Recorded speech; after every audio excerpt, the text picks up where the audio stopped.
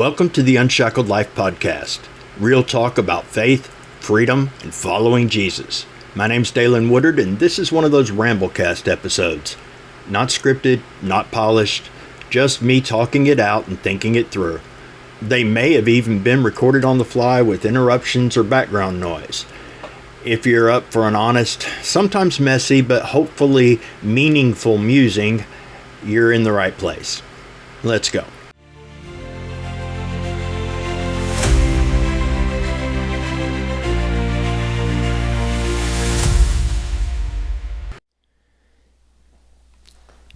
Every time anybody chooses to believe a lie over objective truth, they go a little bit crazy, a little bit insane, and open the door to being deceived and put in bondage in such a way that you can no longer escape without a miracle of God because you can't even think anymore.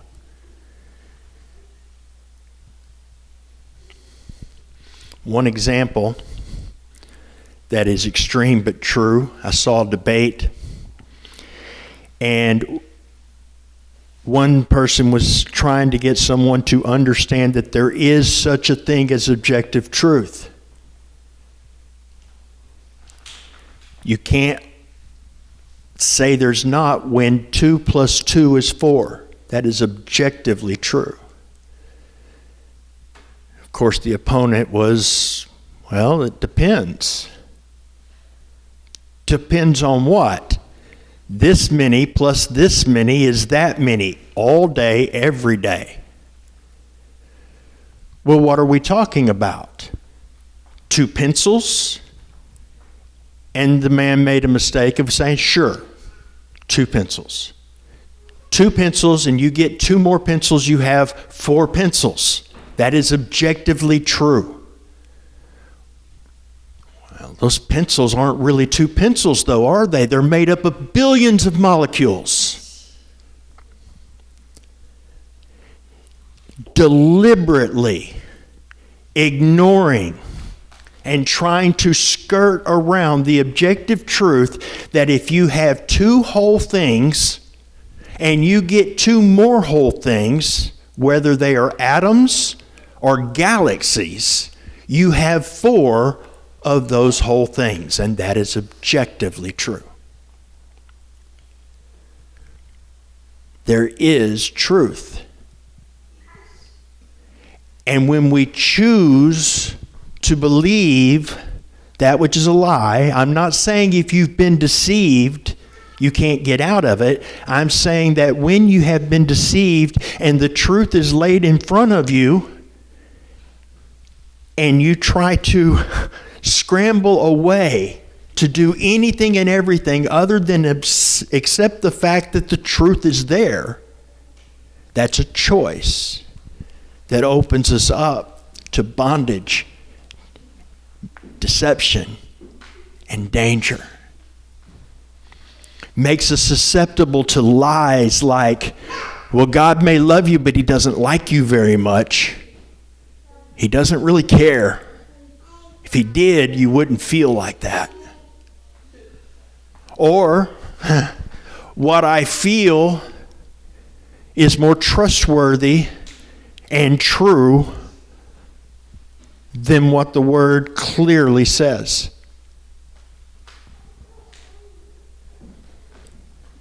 So the Word says, I am clean before my Lord. And shame says, And we listen to the wrong thing because we've chosen to believe a lie. There is a truth, and the truth came to set us free. When God Himself wrapped Himself in flesh to take our place so that God Himself could judge Himself in our place. So that He would die willingly so that we could live. And he has declared us righteous in standing with God,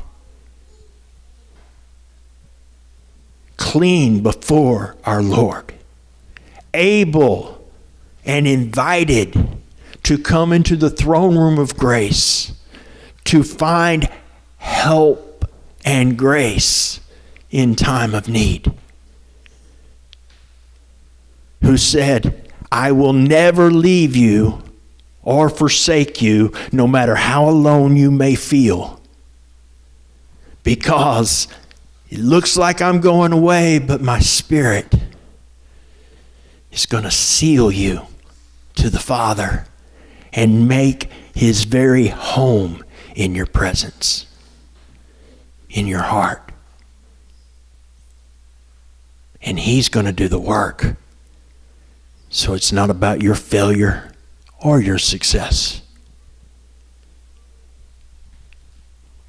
His body was broken and his blood was poured out so that our brokenness can be healed and the life we lost could be returned to us. He's coming again.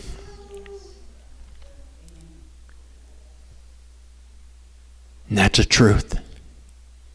And we want to be ready. And we want to be hopeful.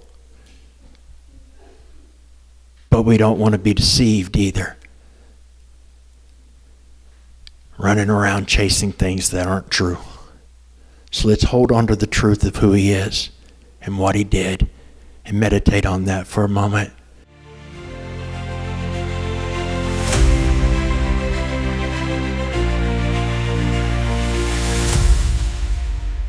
Thanks for spending some time with me today. If this Ramblecast sparked a thought, stirred something in you, or gave you something to wrestle with, I'd love to hear about it. You can reach out anytime. Dalen Woodard at minister.com. That's DALYNWOODARD. And if you're finding these episodes helpful, feel free to share it with someone or leave a comment or a review. Until next time, be blessed and remember, when you fix your thoughts on God and build your thinking on the foundation of his truth, God fixes your thoughts.